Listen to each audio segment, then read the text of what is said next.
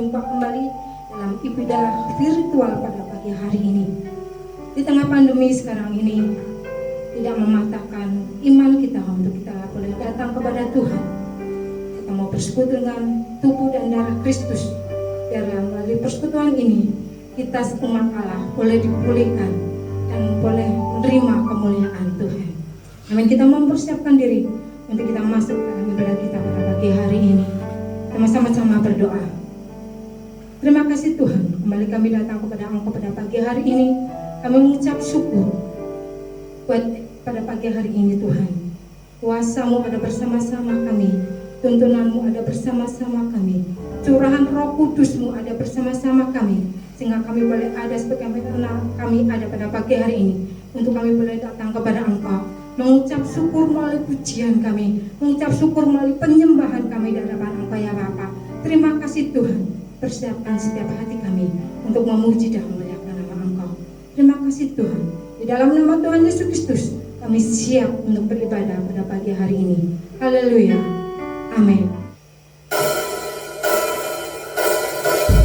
Kita akan menerima curahan kasih kuasa, kita akan merasakan mujizat Allah yang luar biasa pada pagi hari ini.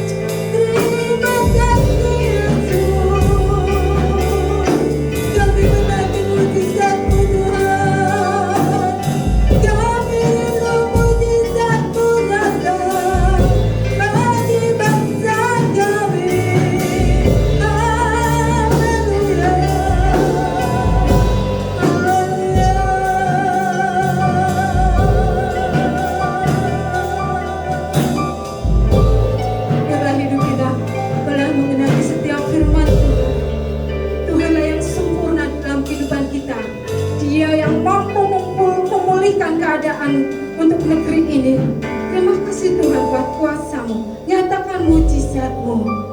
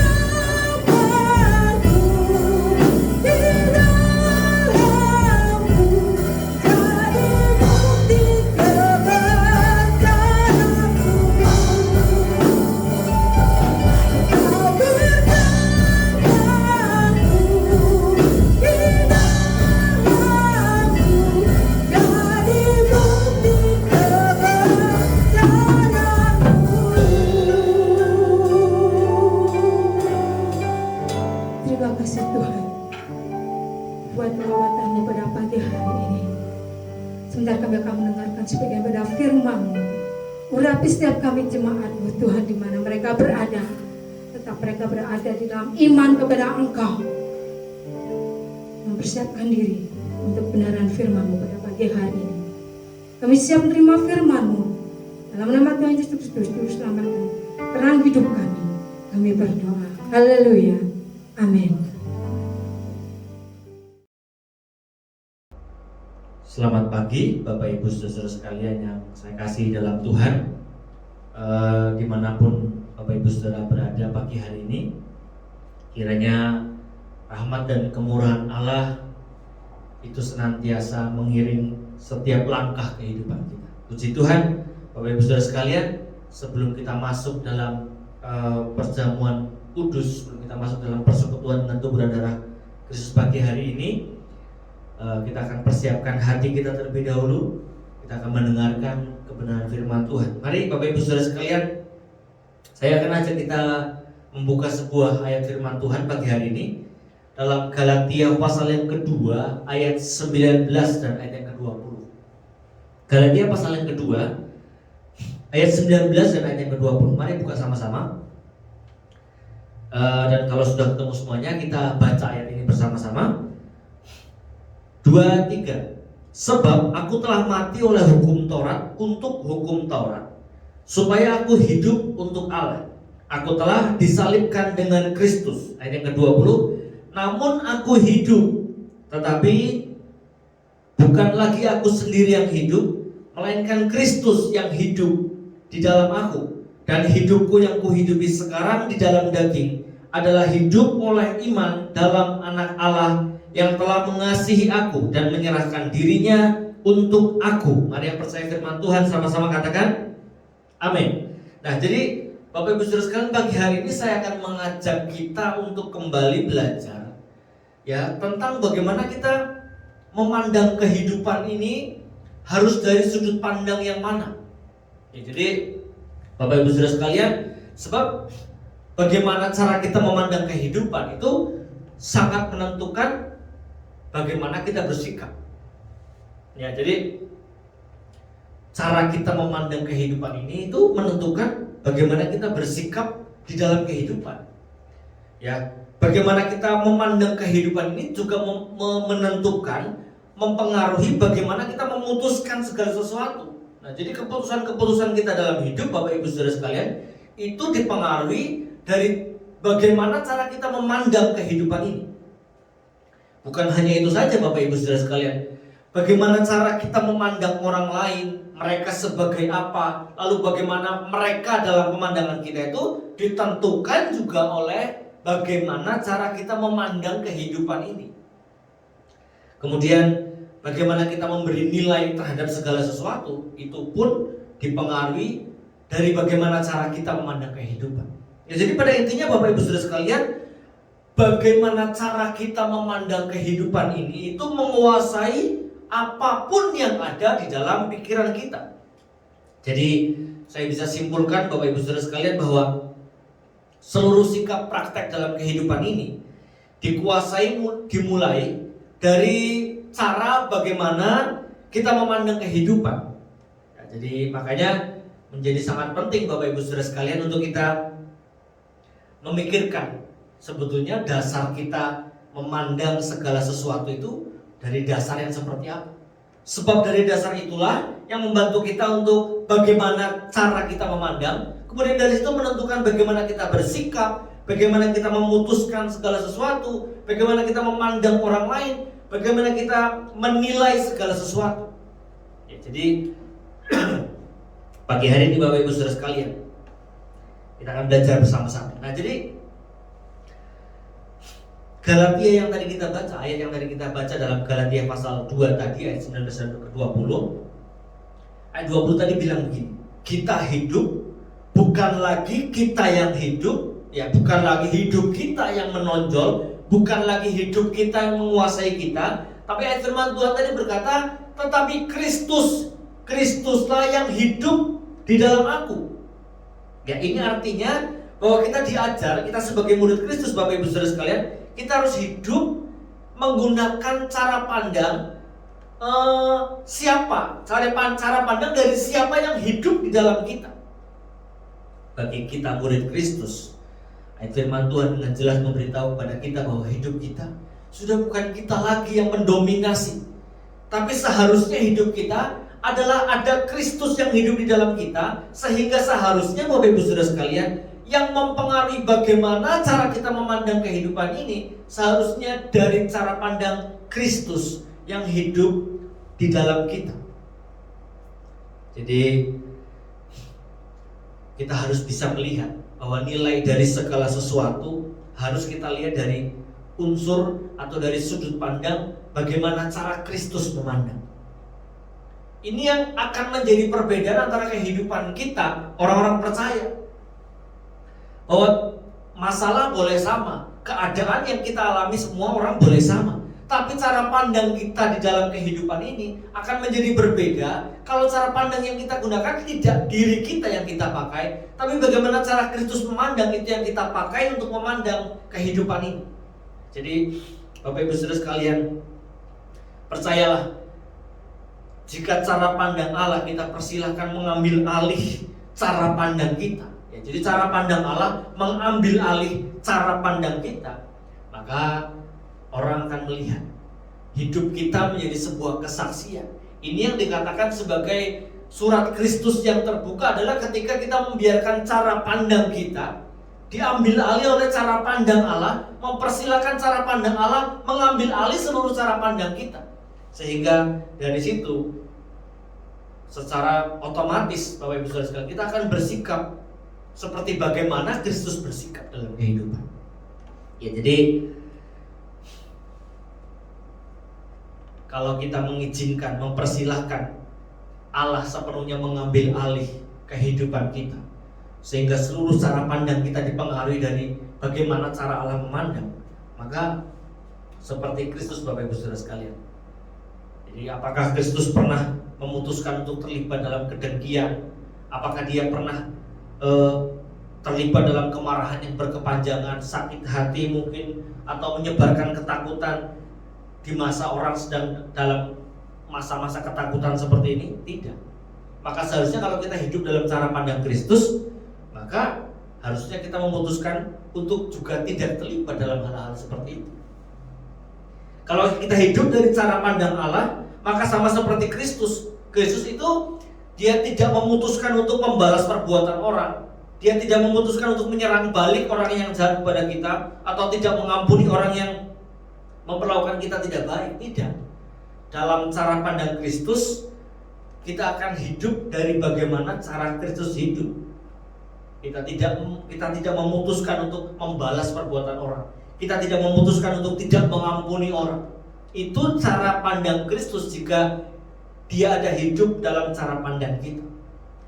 Jadi Bapak Ibu Saudara sekalian, sangat penting bagi kita untuk memandang kehidupan dari sudut pandang Kristus yang hidup di dalam kita. Ya, jadi ini akan mempengaruhi banyak hal dalam hidup kita Bapak Ibu Saudara sekalian. Cara kita memandang orang lain. Kalau cara pandang Kristus ada dalam hidup kita, maka cara kita memandang orang lain tidak seperti kita memandang orang lain. Mungkin ukuran kita memandang orang lain adalah orang kalau pakaiannya bagus berarti dia perlu dihargai. Tapi kalau orang pakaiannya nggak bagus, ya itu menurunkan penghargaan kita. Cara kita bicara kepada orang yang punya jabatan tinggi akan kita bedakan, akan kita sangat bedakan sama orang yang bagi kita dia mungkin lebih rendah harkatnya dari saya. Itu yang terjadi kalau kita gunakan cara pandang kita. Tapi dalam cara pandang Kristus Bapak Ibu Saudara sekalian, maka cara kita memandang orang lain pun akan berbeda.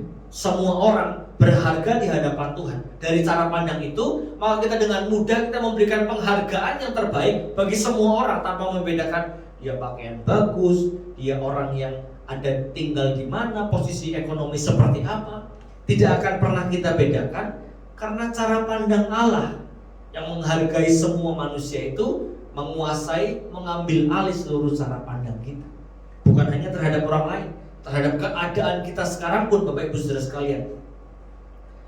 Dalam kondisi pandemi seperti ini Bapak Ibu, ada orang yang terkategori sebagai orang yang sedang dalam ketakutan luar biasa. Ada orang yang melihat kondisi ini sebagai masa untuk bisa bertumbuh lebih lagi. Ada orang yang melihat masa ini sebagai masa yang sukar sekali. Ada orang yang melihat masa ini sebagai masa yang sangat mudah mencari uang dan sebagainya. Cara pandang seperti apa yang menguasai kita, itu juga mempengaruhi bagaimana kita melihat keadaan kita sekarang. Ada orang yang bilang, waduh, ini masa yang sangat sulit, ekonomi sangat berat, segala sesuatu dipersulit. Ya bukan hanya jalan yang disekat, seolah-olah kita dikurung dalam sebuah situasi yang membuat kita susah bergerak sama sekali. Itu kalau cara pandang kita tidak dari cara pandang Kristus. Dari sudut pandang Kristus pasti kita akan menemukan hal-hal baik dalam setiap keadaan yang kelihatannya sangat buruk bagi manusia pada umumnya. Bagi orang pada umumnya mungkin sebuah keadaan sangat sulit, sangat gelap, sangat tidak memungkinkan untuk bergerak. Tapi dalam sudut pandang Kristus, percayalah, kita akan menemukan hal-hal terbaik, hal-hal baik yang bisa membangun orang lain. Sehingga dalam segala situasi kita bisa melihat, oh, selalu ada Tuhan yang baik. Selalu ada kemurahan-kemurahan Tuhan tersedia bagi kehidupan kita dalam setiap situasi yang walaupun orang bilang tidak baik sekalipun. Jadi sekali lagi Bapak Ibu Saudara sekalian, sangat penting untuk memandang kehidupan dari sudut pandang Kristus yang hidup di dalam kita. Kalau kita tahu bahwa Kristus yang hebat, yang baik, yang penuh kemurahan, penuh anugerah itu hidup di dalam kita, maka seharusnya kita dengan mudah merelakan, membiarkan dia dan mempersilahkan dia mengambil alih seluruh kehidupan kita, sampai dengan dia mengambil alih seluruh cara pandang kita dalam kehidupan. Harusnya seperti itu kalau kita sadar bahwa ada Allah yang hebat dalam hidup kita. Tapi ya kadang-kadang kita lebih suka menggunakan cara kita berpikir. Kadang-kadang kita lebih suka melihat segala sesuatu berdasarkan fakta saja yang di depan mata, berdasarkan mungkin omongan orang yang kita lihat, oh memang benar seperti itu. Tapi ternyata Bapak Ibu Saudara sekalian, sangat penting kita melihat segala sesuatu dari sudut pandang Kristus yang hidup di dalam kita. Nah, ada beberapa hal yang akan saya bagikan bagi Bapak Ibu Saudara sekalian pagi hari ini. Bagaimana kita belajar memandang kehidupan dari sudut pandang Kristus yang hidup di dalam kita. Yang pertama Bapak Ibu Saudara sekalian, bahwa begini, dalam segala sesuatu kita harus selalu bisa mempertimbangkan mana kehendak Allah. Ya, ini hidup dari sudut pandang Kristus itu seperti ini. Yang pertama yaitu dalam segala hal, dalam segala sesuatu selalu pertimbangkan mana sebetulnya kehendak Allah. Yang seperti apa sebetulnya kehendak Allah dalam setiap keadaan, dalam setiap hal yang kita hadapi, dalam setiap situasi, kita harus tahu yang mana sih yang kehendak Allah. Nah, kehidupan dengan cara pikir, cara pandang yang seperti itulah cara pandang yang memperlihatkan bahwa Kristus itu hidup di dalam kita. Roma pasal yang ke-12 ayat yang kedua. Mari saya ajak kita membaca ayat ini bersama-sama, Bapak Ibu Saudara sekalian. Kalau sudah ketemu semuanya, mari baca ayat ini. Janganlah kamu menjadi serupa dengan dunia ini, tetapi berubahlah oleh pembaharuan budimu, sehingga kamu dapat membedakan manakah kehendak Allah, apa yang baik, yang berkenan kepada Allah, dan yang sempurna. Jadi ayat firman Tuhan berkata, kita itu harus selalu dalam segala mempertimbangkan sebetulnya mana kehendak Allah, sebetulnya apa kehendak Allah dalam sebuah keadaan, yang seperti apa perwujudan kehendak Allah yang Dia mau buat kehidupan kita dalam setiap situasi yang kita hadapi dalam hidup. Ya, ayat tadi bilang begini bahwa kehendak Allah itu pasti begini. Apa yang baik itu pasti kehendak Allah, dan yang baik itu yang bagaimana? Kalimat selanjutnya dalam ayat yang tadi kita baca berkata begini, yang baik itu adalah yang berkenan kepada Allah. Ya, jadi Bapak Ibu Saudara sekalian, ini harus menjadi kontrol bagi kita, menjadi patokan bagi kita. Bagaimana kita harus tahu yang mana kehendak Allah? Caranya adalah dengan kita melihat ini berkenan kepada Allah atau tidak. Kalau ini baik dan berkenan kepada Allah, maka itulah kehendak Allah buat kehidupan kita. Jadi Bapak Ibu Saudara sekalian, di masa-masa seperti ini, coba kita renungkan sama-sama apa yang baik yang harus kita lakukan, yang berkenan kepada Allah. Saat-saat ini pemerintah kan sedang anjurkan kita untuk mentaati PPKM. Ya, ini sampai dengan tanggal 20 atau 22 ya, pemerintah sedang anjurkan itu. Dan ya kita nggak tahu lagi, ada informasi lagi bahwa itu akan diperpanjang lagi. Nah, kita sebagai murid Kristus, apa yang harus kita lakukan? Apa yang harus kita pandang? Apa yang harus kita lihat sebagai kehendak Allah dalam situasi ini? Saat pemerintah menganjurkan untuk kita mentaati PPKM, apa yang harus kita ambil sebagai keputusan dalam situasi ini? Yang mana yang kehendak Allah? pastilah Bapak Ibu Saudara sekalian, kita sebagai murid Kristus, yang baik yang harus kita lakukan adalah ya kita tetap taat, ikuti apa yang pemerintah anjurkan bagi kita, apa yang pemerintah atur bagi kita. Itu yang baik. Dan pasti itu yang berkenan kepada Allah. Sebab sebuah ayat firman Tuhan berkata bahwa pemerintah itu adalah hamba Allah untuk kebaikan kita.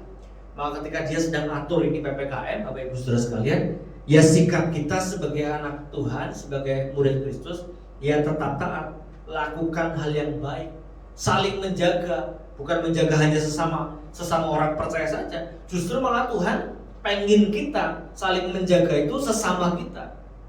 Sesama kita itu siapa? Ya mereka yang hidup dengan kita dalam lingkungan kita, dalam tetangga-tetangga kita di masa pandemi ini, Bapak Ibu Saudara sekalian. Itu yang berkenan kepada Allah. Mungkin ada orang bilang, "Om,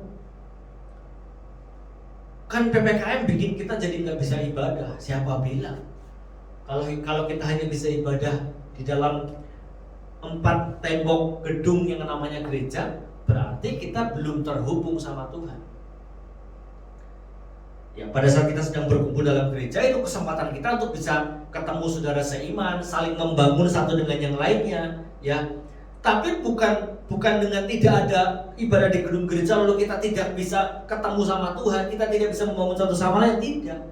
4 tembok di dalam gedung gereja itu harusnya tidak membatasi kita sama sekali. Justru yang harus kita lakukan adalah, sekarang pemerintah sedang tetapkan PPKM, ya kita taat, kita ikuti perintah dari pemerintah, itu yang berkenan kepada Allah.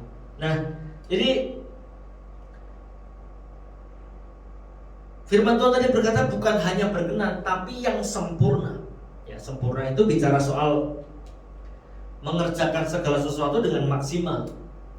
Jadi ketika dalam kondisi seperti ini, saudara-saudara, ada yang harus kerja dari rumah, ya kerjakan dengan baik di rumah. Ada yang masih diberi kesempatan untuk buka usaha dengan aturan-aturan tertentu, ya tetap lakukan sesuai dengan aturannya yang baik. Sehingga apa yang kita lakukan adalah hal yang baik dan yang berkenan kepada Allah. Ya, jadi sebuah ayat kan berkata bahwa lakukan segala sesuatu seperti untuk Tuhan. Jadi ketika kita disuruh untuk mentaati segala sesuatu yang hari-hari ini sedang diatur buat kita, ya kita harus kerjakan segala sesuatu itu, aturan-aturan itu dengan sungguh-sungguh. Jadi intinya dari cara pandang Allah adalah selalu pertimbangkan ini. Apa yang kita sedang lakukan, apa yang sedang kita mau putuskan, apa yang kita lihat di depan mata kita, kondisi yang kita alami, atau apa yang mau kita lakukan dalam hidup, harus pertimbangkan ini. Ini berkenan kepada Allah atau enggak? Kira-kira kalau saya putuskan ini, kalau kira-kira saya tetap beribadah, ini kira-kira mempermuliakan nama Tuhan enggak? Kalau saya enggak taat sama pemerintah, lalu kita melawan terhadap aturannya sekarang diberlakukan, kita jadi mempermuliakan nama Tuhan atau tidak? Atau ketika kita memandang orang lain, kalau saya memandang dia lebih rendah, saya nilai orang lain dari apa materi yang dia punya, kira-kira itu sikap yang mempermuliakan nama Tuhan atau tidak? Ini berkenan kepada Tuhan atau tidak? Ini yang dimaksud dengan cara pandang sesuai dengan yang Kristus pandang buat kehidupan ini. Bapak Ibu Saudara sekalian, ini yang harus jadi dasar, ini yang harus jadi fondasi pemikiran kita dalam kita bertindak di dalam segala. Ya, jadi selalu cari tahu, ini kehendak Allah atau bukan. Caranya tahu kehendak Allah bagaimana? Yang berkenan kepada Tuhan atau tidak, mempermuliakan nama Tuhan atau tidak. Ya, jadi kehidupan kita orang percaya itu sebetulnya banyak orang tanya, bagaimana saya memutuskan segala sesuatu? Saya sedang menghadapi sesuatu, mau memutuskan segala sesuatu. Ini benar apa enggak? Benar enggak benar bagi murid Kristus patokannya satu. Berkenan kepada Tuhan atau enggak? Mempermuliakan nama Tuhan atau tidak? Itu sudah patokannya. Ketika kita memperlakukan orang tua kita, anak kita, mertua kita mungkin, atau siapapun yang dekat dengan kita, atau orang lain sekalipun, ketika kita memperlakukan mereka dengan sebuah tindakan, pikirkan ini berkenan kepada Tuhan enggak? Kalau saya maki-maki orang, kira-kira ini mempermuliakan nama Tuhan enggak? kalau saya dengki sama orang lain, kalau saya merencanakan sebuah perbuatan jahat sama orang lain, ini berkenan kepada Tuhan enggak?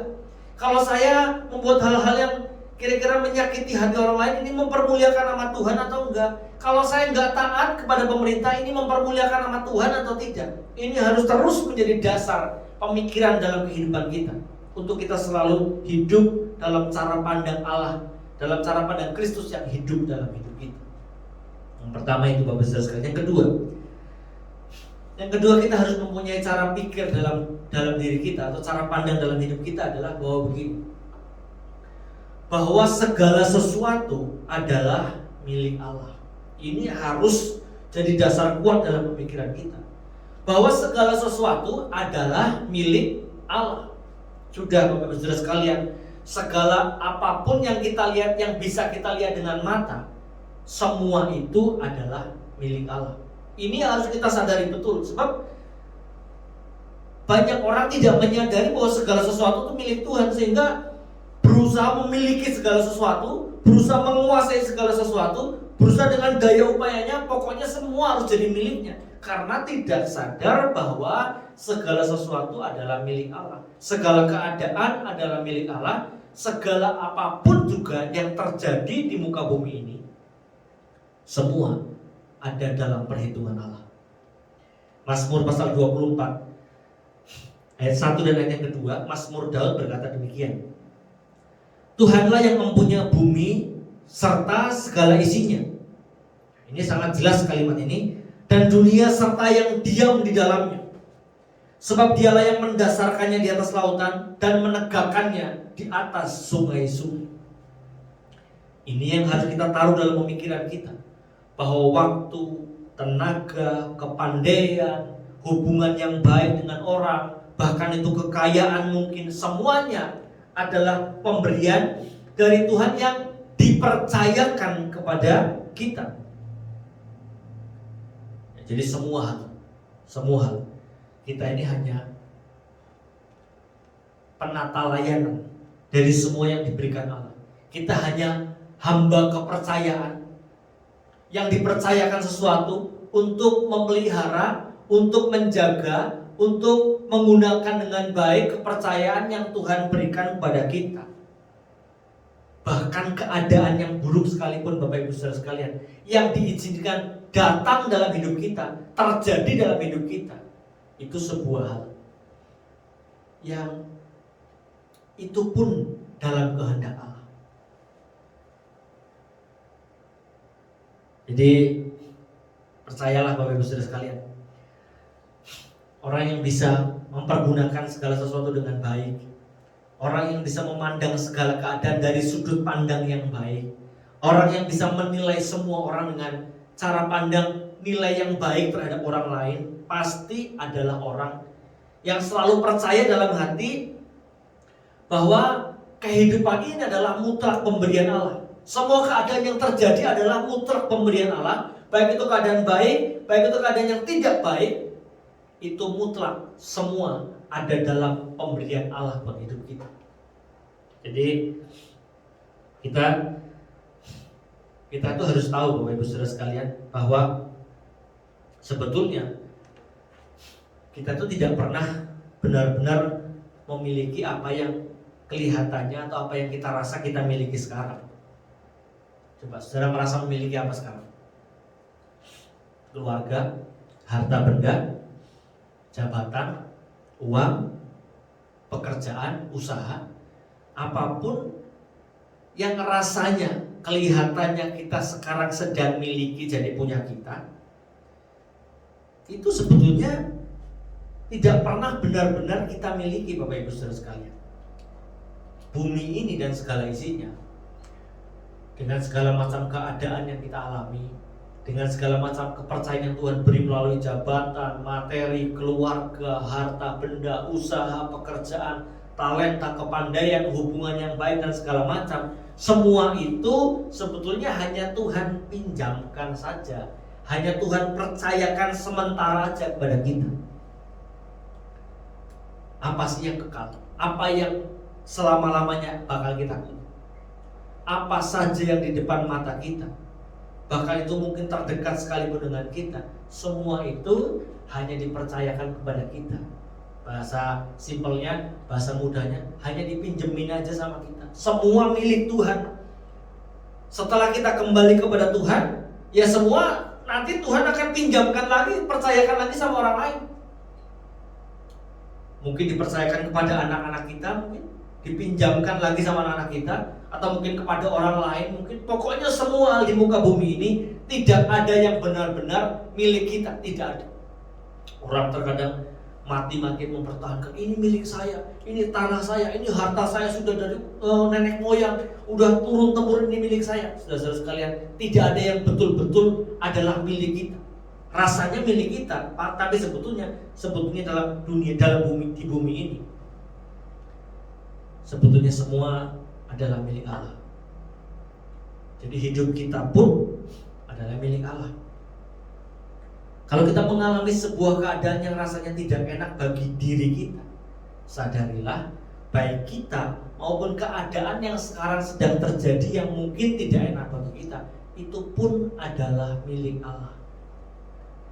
Ini pemikiran seperti ini akan menolong kita untuk kita bisa, dengan bahasa orang Jawa bilang, dengan legowo menghadapi segala sesuatu, dengan tenang menghadapi segala sesuatu, karena kita tahu semua milik Tuhan kok.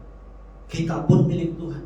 Kita berupaya dalam hidup, kita bekerja dalam hidup, kita berusaha untuk dengan mata pencaharian kita masing-masing dalam hidup. Tapi di atas semuanya, semua milik Tuhan. Apapun yang terjadi, semua kembalikan, ya sudah, Tuhan, ini semua milikmu kok. Kalau dulu ada, kalau dulu tidak ada, sekarang ada, lalu nanti bakal tidak ada lagi. Apapun itu, jabatan, materi, orang, keluarga, pasangan, semua itu datang dan pergi. Kita akan dengan legowo bilang, ya semua milik Tuhan. Hari-hari ini Bapak Ibu Saudara, banyak orang, kalau saudara dengar, saya sendiri di tempat ini hampir tiap hari dengar berita duka. Ya mungkin saudara sekalian di rumah masing-masing juga merasakan hal yang sama. Seharusnya kita mendengar sangat banyak orang kehilangan hari-hari, sangat banyak orang mengalami kedukaan hari-hari. Rasanya banyak yang lepas dari kehidupan. Menghadapi situasi seperti ini, kita harus kembali kepada pemikiran bahwa segala sesuatu adalah milik Allah.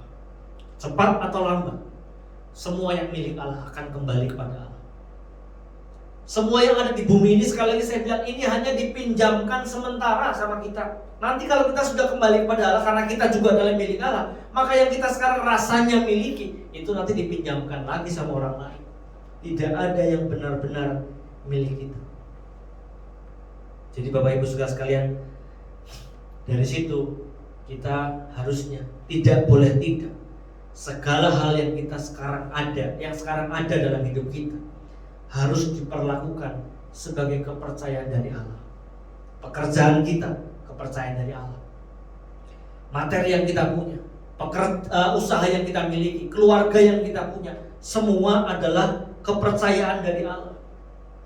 Kita sebagai murid Kristus itu harus punya prinsip begini, bahwa karena segala sesuatu yang ada dalam hidup saya sekarang adalah milik Allah, maka saya harus dengan sangat baik memeliharanya. Ini yang harus jadi dasar pemikiran dalam hidup kita. Dalam hal apa? Ya dalam segala sesuatu kan milik Allah. Kalaupun sudah tidak ada lagi, kita harus taruh dalam pemikiran, ya sudah, kalau nggak ada, ya memang ini bukan milik saya, ini milik Allah. Ini yang harus kita taruh dalam pemikiran kita. Bahkan kalau keadaan yang sekarang ini sedang terjadi, masa pandemi ini, Bapak Ibu Saudara sekalian, ini pun adalah milik Allah. Masa pandemi ini pun tetap terjadi dalam kontrol Allah, dalam kendalinya Allah yang sempurna. Ingat, segala sesuatu milik Allah. Bumi dan segala isinya. Bumi dan segala isinya itu bukan hanya barang-barang, itu bukan hanya barang-barang saja isinya. Keadaan-keadaan, masa-masa, musim-musim yang berlalu, segalanya adalah miliknya Tuhan. Segala sesuatu yang terjadi itu tidak mungkin terjadi di luar kontrolnya Tuhan. Semua dalam perhitungannya Tuhan yang tepat, semua ada dalam pengetahuannya Tuhan yang tidak pernah perlu diragukan. Kadang-kadang kita kondisi ini berpikir, aduh, kok gara-gara pandemi ini rasanya kok carut marut ya. Kita mendengar isu ini itu, isu ini itu, sampai orang-orang sekarang memutuskan sudah stop, gak usah beritakan lagi berita-berita tentang COVID. Bikin orang jadi gak semangat. Sudah, ada yang bilang tetap harus diberitakan karena ini sebagai informasi dan segala macam lah. Kita melihat keadaan-keadaan yang rasanya janggal mungkin dalam hidup. Ini benar apa enggak? Ini sebetulnya sesuai dengan aturan atau tidak? Ini yang harus kita ikuti aturan yang A atau yang B. Banyak sekali hal-hal yang terjadi dalam hidup kita. Masa-masa kita sekarang ini yang membuat kita kadang-kadang aduh, sampai kita lupa bahwa keadaan seperti ini pun semua tetap dalam pengetahuan, dalam perhitungan Allah, dalam kontrol dan kendali Tuhan yang sempurna. Firman Tuhan berkata, segala sesuatu adalah milik Allah. Jadi itu yang kedua, Bapak Ibu Saudara sekalian. Yang ketiga adalah begini, bahwa cara pandang dari Allah harusnya membawa kita kepada pemikiran bahwa kehidupan di bumi ini, kehidupan manusia di bumi ini, kehidupan kita adalah sebuah perjalanan ujian. Sudah, hidup kita, Bapak Ibu Saudara sekalian, mau berapa lama kita hidup, itu akan dipenuhi dengan ujian demi ujian demi ujian. Dalam Alkitab, Bapak Ibu Saudara sekalian, dalam seluruh tulisan Alkitab, Allah itu selalu terus-menerus Dia menguji karakter orang, menguji iman, menguji ketaatan, menguji kesetiaan, menguji integritas umatnya. Itu dalam seluruh perjalanan Alkitab. Maka bukan tidak mungkin, bahkan itu hal yang pasti kalau hidup kita pun Tuhan bawa dalam sebuah perjalanan kehidupan yang memang isinya ujian. Kata ujian dalam Alkitab itu muncul, kalau saudara ketik ujian itu di aplikasi Alkitab, itu akan muncul kata ujian dalam Alkitab Bahasa Indonesia ya. Itu ada lebih dari 200 kali kata ujian itu muncul. Jadi memang banyak kali Allah itu memang dalam perjalanan kehidupan manusia itu memang uji terus manusia. Misal ya, Abraham diuji oleh Allah melalui harus mengorbankan anaknya. Lalu Allah menguji Yakub melalui Rahel. Dia mau mendapatkan Rahel, ternyata bukan Rahel dulu yang didapatkan, kakaknya dulu. Lalu misalnya Allah menguji Adam melalui Hawa, yang makan buah pengetahuan yang baik dan yang jahat. Lalu Allah menguji Simson melalui Delilah. Jadi intinya kehidupan perjalanan manusia itu isinya adalah sebuah perjalanan yang diisi oleh ujian demi ujian yang memang Allah buat untuk kehidupan kita. Ada yang gagal dalam ujian, tapi banyak juga yang berhasil melewati ujian dengan baik. Tokoh-tokoh Alkitab banyak kita baca ceritanya ya. Samuel berhasil, Yusuf berhasil dalam ujian, Ruth, Esther, Daniel dan sebagainya. Ada yang gagal, ada yang berhasil ya. Tapi pada intinya kita harus menyadari bahwa kehidupan kita pun adalah sebuah perjalanan kehidupan yang memang isinya ujian. Perjalanan kehidupan kita sepanjang hidup kita memang akan Tuhan bawa kepada ujian demi ujian. Siapa manusia yang tidak lagi dimasukkan dalam dapur coba atau dapur ujian? Siapa? Ya orang yang sudah dipanggil Tuhan, mereka sudah selesai. Tapi selama kita hidup, percayalah kita akan terus dibawa kepada ujian demi ujian. Jadi kalau ada orang yang ngeluh, kok hidupku banyak ujian ya? Kok aku terus banyak hal yang terjadi dalam hidupku nggak selesai-selesai? Ya memang begitu.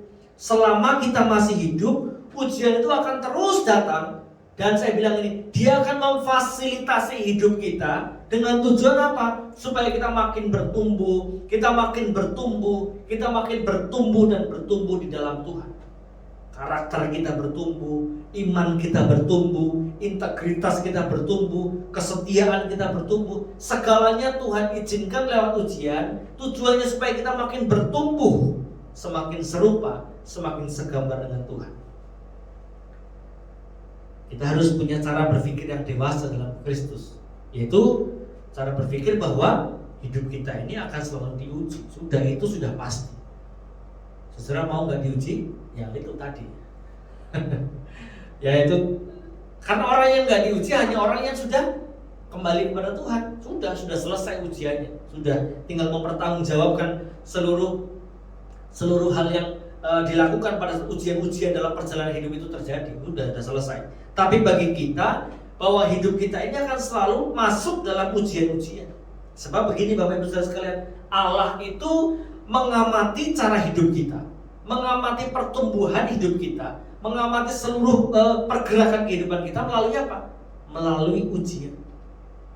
Maka ketika ada ujian-ujian datang dalam hidup kita, kita harus lihat ini, cara pandang kita harus benar, bahwa memang Allah kita tuh mengamati kita, mengamati pergerakan pertumbuhan kehidupan kita itu melalui ujian-ujian yang Dia berikan. Seorang siswa, bagaimana dia dikatakan bisa layak untuk naik level, untuk naik kelas, untuk naik jenjang, bagaimana dia bisa dikatakan siap, adalah melalui ujian.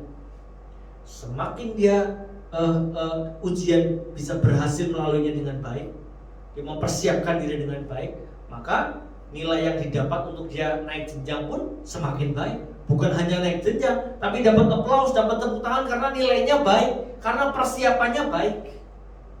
Sama dengan kehidupan kita. Hidup kita itu ujian.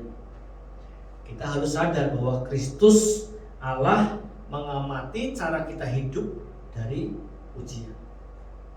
Ya, ujian itu bisa datang dari berbagai macam cara, dari berbagai macam hal. Kadang ujian bisa terjadi melalui perubahan besar seperti yang sekarang ini sedang terjadi. Ya, banyak perubahan besar terjadi hari-hari ini, dari dunia pendidikan, dunia ekonomi, bahkan peribadatan. Banyak hal yang harus berubah. Jadi peradaban manusia yang selama ini sudah berjalan, apa yang kita percayai selama ini benar, sekarang ini dibalik. Ya, kemarin ada yang pasang status, saya baca status orang, baru kali ini rebahan dan guling-gulingan di kasur berguna bagi nusa dan bangsa, katanya. Ya, tapi coba renungkan, itu hal yang memang nyata terjadi. Jadi itu ujian. Kadang bisa melalui perubahan-perubahan besar yang seperti itu. Kadang bisa melalui janji yang tertunda, bisa juga melalui masalah hidup yang sulit, bisa juga ujian itu datang melalui sakit penyakit. Kadang ujian juga datang melalui doa yang tidak terjawab, atau mungkin melalui kritik orang yang menyakitkan. Kadang bahkan ada ujian yang datang melalui tragedi yang tidak masuk akal. Banyak hal, banyak cara yang akan menjadi cara Tuhan untuk membawa kita masuk dalam ujian-ujian kehidupan. Sampai kapan? Sampai nanti pada akhirnya kita bertemu sama Tuhan. Sampai di waktunya nanti Tuhan bilang sudah selesai, ayo ngadep. Di situ kita selesai dengan ujian kita. Jadi kalau cara pandang kita terhadap kehidupan adalah bahwa hidup merupakan perjalanan ujian dari Allah. Bahwa ujian adalah sebuah cara Allah untuk mengamati kita. Maka kita akan menjalani kehidupan ini dengan selalu bersandar dan berharap kepada Tuhan. Karena Dia yang beri ujian, mau nggak mau supaya kita bisa pintar ujiannya, supaya kita bisa hebat menjalani ujian, maka kita harus dekat kepada Dia. Kita harus belajar dari Dia, kita harus mencontoh Dia, supaya perjalanan ujian kita berhasil, nilainya bagus. Jadi Bapak Ibu Saudara sekalian, ini harus menjadi dasar bagi kita. Bahwa sungguh kalau kita jalani hidup kita dengan cara pandang seperti Kristus yang hidup di dalam kita, maka badai boleh terjadi, keadaan boleh berubah tiba-tiba. Tapi dari sudut cara pandang Allah, kita akan selalu menemukan hal-hal yang baik. Kita selalu bisa merasakan rahmat dan kemurahan Allah dalam keadaan yang tidak baik sekalipun dalam hidup kita. Jadi Bapak Ibu Saudara sekalian, mari semakin menyadari bahwa hidup kita bukannya kita lagi yang hidup, melainkan Kristus yang hidup di dalam kita. Puji Tuhan, Kiranya kebenaran firman Tuhan boleh menguatkan kita sekalian melewati masa ini, masa yang tidak mudah, tapi bersama dengan Tuhan, bersama dengan rahmat-Nya, kita akan bisa melalui ini dengan baik, sehingga masa boleh berlalu dengan tidak enak, tapi Allah yang hebat dan berkuasa itu selalu nyata kuasanya, selalu nyata kehebatan dan kebaikannya dalam kehidupan setiap kita. Puji Tuhan, kiranya Tuhan Yesus memberkati. Mari kita tundukkan kepala bersama-sama dan kita mempersiapkan diri untuk kita masuk dalam persekutuan dengan tubuh dan darah Kristus.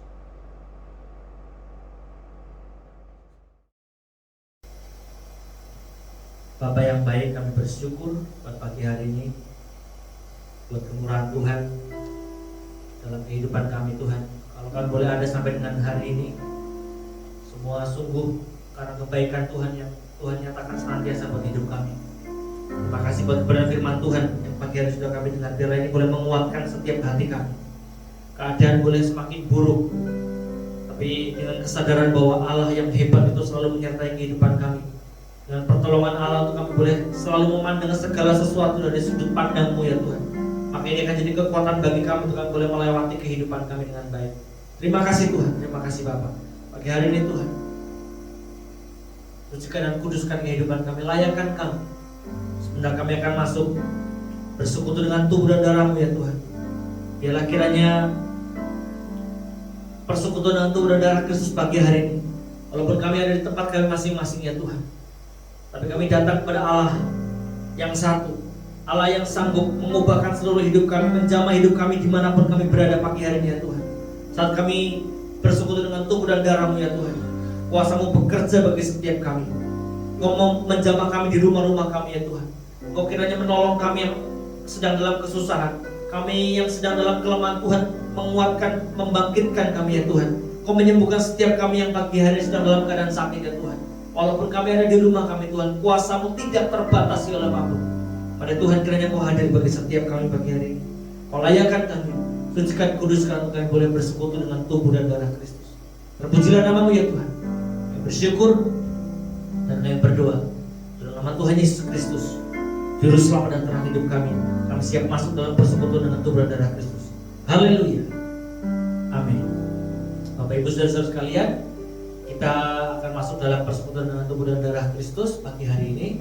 Mari siapkan hostis saudara sekalian dan anggur yang ada, yang mungkin saudara sudah menggunakan roti dan anggur, atau saudara tidak ada, boleh ambil sirup, ambil apapun, air gula juga boleh, atau tidak ada sekalipun, maka air putih juga boleh.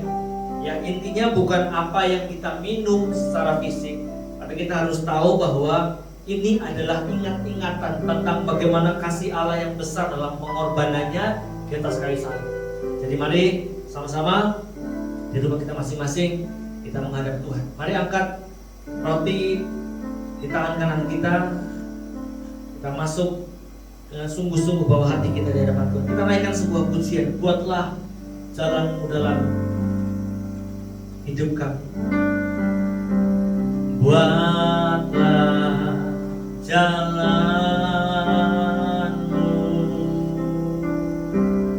dalam saya.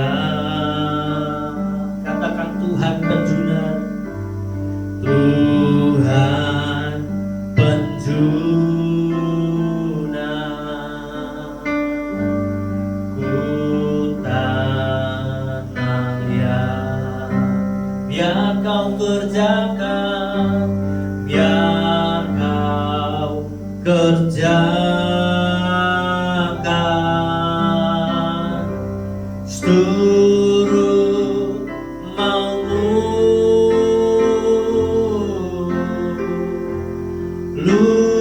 Lututku diam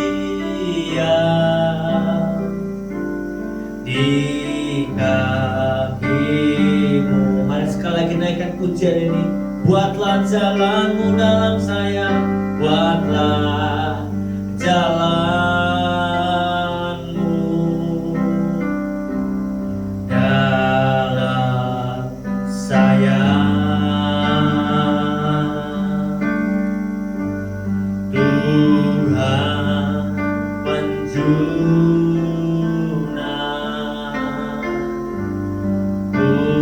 tanah liat. Biar kau kerjakan seturut maumu, lututku diam di kakimu, ku duduk diam di kakimu, ku duduk diam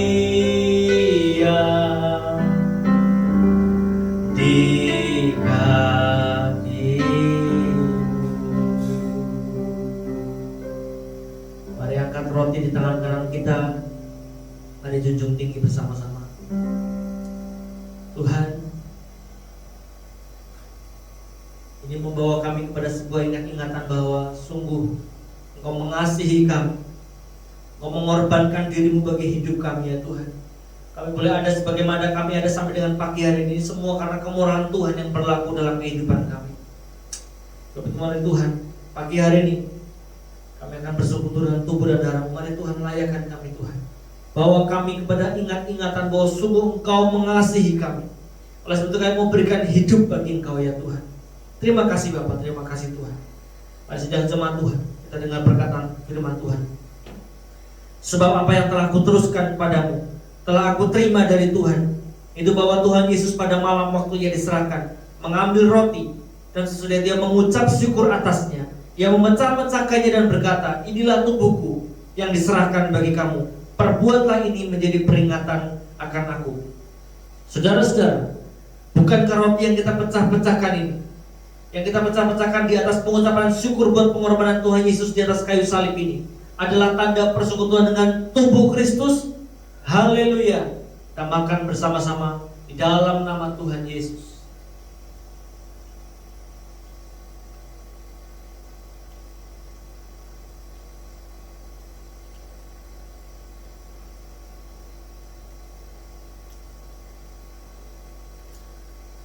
Mari kita angkat cawan di tangan kanan kita. Mari kita junjung tinggi, lebih tinggi dari kepala kita. Kita menghormati pengorbanan Tuhan Yesus bagi kita. Demikian perkataan firman Tuhan. Juga Tuhan Yesus mengambil cawan sesudah makan lalu berkata, cawan ini adalah perjanjian baru yang dimeteraikan oleh darahku. Perbuatlah ini setiap kali kamu meminumnya menjadi peringatan akan aku. Saudara-saudara, bukankah cawan pengucapan syukur yang atasnya kita ucapkan syukur buat perjanjian baru yang Tuhan Yesus kerjakan ini adalah tanda persekutuan dengan darah Kristus? Haleluya. Kita minum bersama-sama di dalam nama Tuhan Yesus Kristus.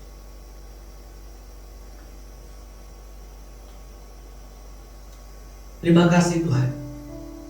Terima kasih Tuhan. Terima kasih buat pengorbanan-Mu ya Tuhan. Kami tahu kami tidak akan bisa sampai dengan hari ini kalau bukan karena kasih-Mu yang besar bagi hidup kami.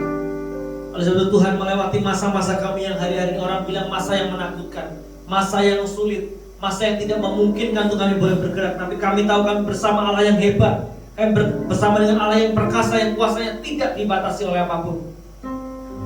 Mari Tuhan gandeng tangan kami ya Tuhan. Teruslah berjalan bersama-sama dengan kami sesuai dengan janji-Mu ya Tuhan, bahwa Engkau sekali-kali tidak akan pernah meninggalkan hidup kami. Terima kasih Tuhan, terima kasih Bapak. Kami percaya Engkau ada di tengah-tengah kami pagi hari ini ya Tuhan. Engkau memberkati seluruh umat-Mu dimanapun mereka berada pagi hari ini ya Tuhan, di rumah maupun di jalan atau dalam pekerjaan mereka. Kami semua hidup dalam penyertaan-Mu ya Tuhan. Kami tahu tidak ada tempat paling aman untuk kami berlari selain kami berlari di dalam perlindungan-Mu ya Tuhan. Kami hanya bisa berharap dan bersandar sepenuhnya hanya kepada Engkau. Banyak hal yang membuat kami harus takut kalau kami melihat dunia ini. Tapi saat kami memandang Tuhan, kekuatan yang daripada Tuhan, janji penyertaan Tuhan, itu membuat kami hidup dalam damai sejahtera yang melampaui segala akal. Terpujilah nama-Mu ya Tuhan. Terima kasih. Mari sidang jemaat Tuhan, angkat hati kepada Tuhan, angkat kedua belah tanganmu di hadapan Tuhan, dan kiranya Tuhan memberkati engkau, Tuhan melindungi engkau, Tuhan menyinari engkau dengan wajahnya dan memberi engkau kasih karunia. Tuhan menghadapkan wajahnya kepadamu dan senantiasa memberi engkau damai sejahtera. Karena rahmat dan kemurahan daripada Allah Bapa, kasih sayang daripada Tuhan Yesus Kristus, dan persekutuan dengan Allah Roh Kudus itu kiranya menyertai kami sekalian mulai saat ini seterusnya sampai Maranatha, sampai Tuhan datang kembali. Terpujilah nama-Mu ya Tuhan. Kami naikkan doa, ucapan syukur dan berkat ini hanya di dalam satu nama, Tuhan Yesus Kristus, Juru Selamat dan terang hidup kami. Kami sudah berdoa. Haleluya. Amin. Puji Tuhan Bapak Ibu Saudara sekalian. Demikian firman dan persekutuan dengan tubuh dan darah Kristus. Kiranya Tuhan Yesus memberkati kita sekalian. Haleluya. Sekian ibadah kita pada pagi hari ini. Tetap di rumah, jaga kesehatan, tetap semangat, dan Tuhan Yesus memberkati.